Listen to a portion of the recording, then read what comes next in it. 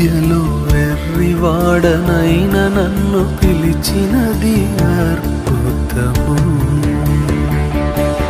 జ్ఞానుల మధ్యలో వెర్రివాడనైన నన్ను పిలిచినది అద్భుతము.